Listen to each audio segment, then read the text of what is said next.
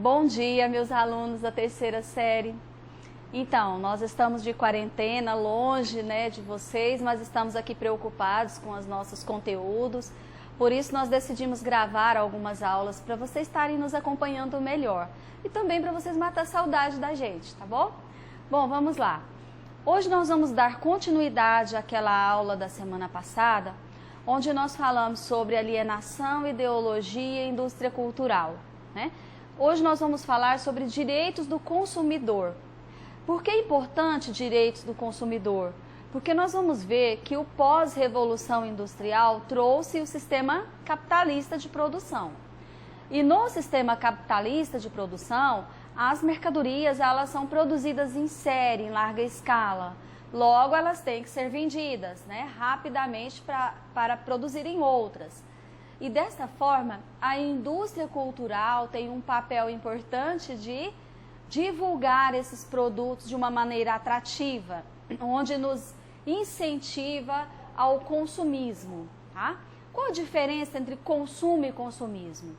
Essa foi uma preocupação antiga já das pessoas, porque o consumo é onde nós consumimos aquilo que é necessário, aquilo que nós precisamos para a nossa sobrevivência. Já o consumismo é onde nós compramos muito supérfluo e geralmente esse supérfluo é incentivado pela indústria cultural. Nós podemos ver aqui no nosso slide que nós temos um tripé, onde a indústria cultural, através de ideologia, de ideias, deixam as pessoas meio que alienadas, tá? E estimula o consumismo. No poema do Carlos Drummond de Andrade, que eu passei na semana passada para vocês, o Eu, Etiqueta, ele deixa isso claro para nós nas palavras quando ele diz que nós somos outdoors ambulantes, nós pagamos para fazer propaganda, nós consumimos além daquilo que nós precisamos e muitas vezes podemos até perder a nossa própria identidade nesse mundo consumista. Por isso, uma grande preocupação com relação ao consumidor que está sendo manipulado, manipulado pela indústria cultural, pelas propagandas sedutoras, tá? E ao mesmo tempo alienado, sem condição de pensar por conta própria, certo? Então, nesse contexto todo, surgem então os direitos do consumidor. Foi pensando exatamente nesse consumidor que está fragilizado diante de tantos incentivos para consumir, para comprar e tal. Foi pensando nisso que o Ministério da Justiça resolveu então baixar o Código de Defesa do Consumidor, tá? Que aconteceu exatamente em 1990. Antes disso, nós tínhamos, historicamente falando, nós tínhamos já uma preocupação dos governantes com relação aos direitos do consumidor. Mas ela foi baixado no Brasil, tá? No Brasil, como lei, o Código de Defesa, o CDC, o Código de Defesa do Consumidor, em 1990, através da Lei 8.078 de setembro de 90. É que nós podemos ter, então, alguém, ou seja, a presença do Estado no comércio para proteger exatamente o consumidor. Por quê? Por conta dos abusos que as pessoas vão sofrendo no comércio, certo? Então, por isso nós temos alguns direitos básicos. Mas antes de falarmos sobre os direitos básicos do consumidor, nós vamos ver aqui alguns conceitos importantes para a gente entender essa relação de consumo, tá? Então, nós precisamos entender primeiro quem é o consumidor, quem é o fornecedor, o que é produto e serviço, tá? Por exemplo, muitas vezes nós não sabemos que o serviço público que é prestado, ele gera uma relação de consumidor. E nós, enquanto pagamos o nosso talão de água, de energia, nós estamos consumindo serviços, nós somos consumidores. Quando você, por exemplo, está andando numa rua que quebra a roda do carro num buraco, nós temos direito de pedir indenização, porque nós somos consumidores do serviço público, entendeu? Então, essas pessoas aqui são importantes na nossa compreensão para essa aula. O consumidor é toda pessoa física ou jurídica que adquire ou utiliza produto ou serviço com destino final. Então, quando nós compramos uma roupa, um sapato, nós somos consumidores. Quando nós compramos um remédio, somos consumidores. Como eu já disse, quando nós utilizamos a luz elétrica, a energia, somos consumidores. E quando nós, por exemplo, pagamos o nosso IPTU, nós somos consumidores do serviço público. Então, nós queremos uma rua bem organizadinha, né? Uma coleta de lixo bem feita. Então, nesse caso, nós somos pessoas físicas consumidores. Pode ser pessoa jurídica um consumidor? Pode. A empresa que compra matéria-prima, por exemplo, de uma outra empresa, é uma pessoa jurídica consumidor. Quem é o fornecedor? Toda pessoa física ou jurídica, pública ou privada, tá? Eu sublinhei para vocês entenderem que as empresas públicas também são fornecedoras, tá? Nacionais ou estrangeira, bem como entes despersonalizados, que desenvolvem alguma atividade de produção, montagem, criação, construção. Então, esses são os fornecedores. Quem é o fornecedor de água? A Saneago, né? Quem é o fornecedor da linha telefônica? Claro, a Vivo, sem querer fazer propaganda, né? Claro. Mas, então, esses são os fornecedores, tá? E esses fornecedores, eles podem fornecer produtos palpáveis ou não. Por exemplo, quando nós temos uma linha telefônica, um produto não visível e não palpável, mas é um produto que está sendo um serviço, melhor dizendo, né? Que está sendo fornecido para o consumidor, tá? Bom, o produto, qualquer bem, móvel ou imóvel, material ou imaterial. Nós acabamos de dar exemplo agora de produto imaterial, tá? Então, ele vai desde o pãozinho que a gente come no café da manhã até o celular que a gente usa, né? A água que a gente utiliza durante o dia. Tudo isso é produto, certo? E pode ser um bem ou um serviço. Bom, o serviço, por falar nisso, é qualquer atividade fornecida no mercado de consumo mediante remuneração, inclusive de natureza bancária, financeira, de crédito, etc., né? Então, a rede de serviços vai longe. Como vocês podem perceber, nós temos uma teia, tá? De serviços e produtos que são dispostos no mercado. E diante de tanta oferta, nós podemos cair no engano. Tá? Quantas vezes nós somos enganados por empresas que prestam serviços ou pelo comércio que nos vende um produto? Pensando nisso, então, é que foi baixado o CDC, que é o Código de Defesa do Consumidor, tá? Aqui nós temos algumas políticas nacionais, políticas públicas, que vão amparar o consumidor aí no comércio, tá? Por alguns motivos, por exemplo, por reconhecer a vulnerabilidade do consumidor no mercado. Essa é a principal. O consumidor é aquele agente vulnerável que está no mercado sendo, como eu já disse no início, seduzido por propaganda, enganado por ofertas fantásticas e fantasiosas. Então, existe a vulnerabilidade, tá?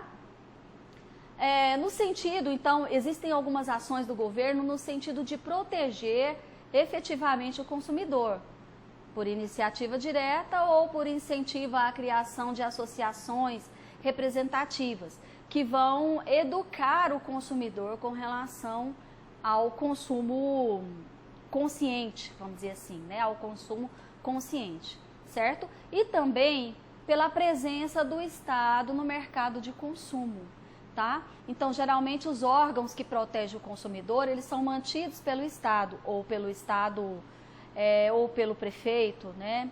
Ou pelo país, enfim, eles são mantidos pelo Estado. Daqui a pouco a gente vai falar um pouquinho sobre esse órgão. Para garantir, então, que os padrões de qualidade e respeito ao consumidor sejam mantidos no comércio, nessa relação. Nós não vamos ler todos esses direitos básicos do consumidor, exatamente porque eles estão lá para vocês no GR8, tá bom? Mas vamos fazer um comentário geral. Então, o CDC ele traz 10 direitos básicos do consumidor, certo? E é muito importante que a gente dê uma lida nesses direitos, porque exatamente não apenas com o intuito de fazer a nossa prova, mas principalmente porque todos nós somos consumidores. Se vocês não compram, os pais compram por vocês, né? De toda forma, nós somos consumidores, desde uma bala que você compra até um carro, um apartamento, uma casa para morar. Então, nós somos consumidores e precisamos conhecer os nossos direitos. Bom, primeiro direito que nós temos é o direito de proteção à saúde e à vida. De todos os produtos que nós compramos, principalmente a proteção à saúde, né? Então, por exemplo, se você vai comprar um brinquedo para uma criança, precisa estar especificado exatamente na embalagem qual é a idade adequada para aquele brinquedo, para que a criança de 3 anos, por exemplo, não pegue uma roda de um carrinho e engola aquela roda, né? Então, proteção à saúde. Quando você compra, por exemplo, um produto de limpeza, precisa estar especificado no rótulo qual é o grau de nocividade para a saúde, né? Quais são os componentes químicos que podem dar alergias e levar até a morte a alguns produtos. Então, tudo isso são informações que devem estar contidas para proteger a nossa saúde e a nossa vida. Isso é muito importante. Liberdade de escolha, educação para o consumo, por exemplo, né? Liberdade de escolha dos produtos. Se um consumidor se sente manipulado por um vendedor, ele está perdendo a sua liberdade de escolha, então ele pode também fazer denúncias, tá? Então, as propagandas enganosas, por exemplo, tiram a nossa liberdade de escolha. Então, se nós estamos manipulados por propagandas, nós não estamos sendo livres para escolher aquilo que nós precisamos para o nosso consumo, certo? Proteção contra a publicidade e propaganda abusiva e enganosa. Isso aqui é o principal. É o que mais dá processo no mercado de consumo, exatamente a questão da propaganda enganosa, que muitas vezes está de uma maneira sutil, que a gente não consegue perceber. A proteção contratual, isso aqui é mais, tudo que nós vamos comprar, por exemplo, no crédito, nós temos que assinar contratos, né? O nosso próprio cartão de crédito já nos permite um contrato. Prestação de serviço, por exemplo, em cursos, escolas, faculdade, né? Você assina um contrato, tá? Então, a proteção contratual, é importante demais a gente ler o contrato na íntegra antes de assinar. É importante demais a gente pegar a nota fiscal, o cupom fiscal de tudo que a gente compra. Para reclamar os nossos direitos também, nós precisamos ter provas, né? Bom, acesso à justiça, qualidade dos serviços públicos, aquilo que nós falamos, né, no início da aula. Se você, por exemplo, sentiu que estragou o seu carro por conta de um buraco na rua, você tem direito, tá? É qualidade do serviço público que é prestado. Isso gera uma relação entre consumidor e prestador de serviço, entendeu? Então, por isso é importante a gente saber exatamente quais são os nossos direitos. Bom, e agora, se nós sabemos os nossos direitos, onde reclamar quando nós somos lesados nos nossos direitos? Então, no CDC nós vamos encontrar alguns órgãos de proteção ao consumidor. O principal é o PROCON. É claro que quando nós, por exemplo, compramos um produto que veio estragado, a primeira atitude, o primeiro ato deve ser procurar a loja onde nós compramos, o fornecedor, para fazer a troca imediata. Nós temos direito de pedir a troca imediata do produto ou mandá-lo para manutenção, né? Para reparo. Então, no primeiro momento, a gente deve procurar aquele que nos vendeu. Se não resolvermos o problema, aí sim nós procuramos o PROCON, tá? Que é um órgão administrativo mantido pelo poder público para proteger os interesses do consumidor. Então, o PROCON é aquele mediador entre o consumidor e o fornecedor. E ele vai tentar resolver esses conflitos que podem aparecer na relação de consumo, né? Então, o PROCON ele tem que nos orientar sobre o que devemos fazer, tá? E principalmente tentar resolver e, além disso, fiscalizar essa relação de consumo, tá? Então, é uma função do PROCON fiscalizar a relação de consumo, visitar continuamente os fornecedores para averiguar se realmente eles estão respeitando os direitos do consumidor.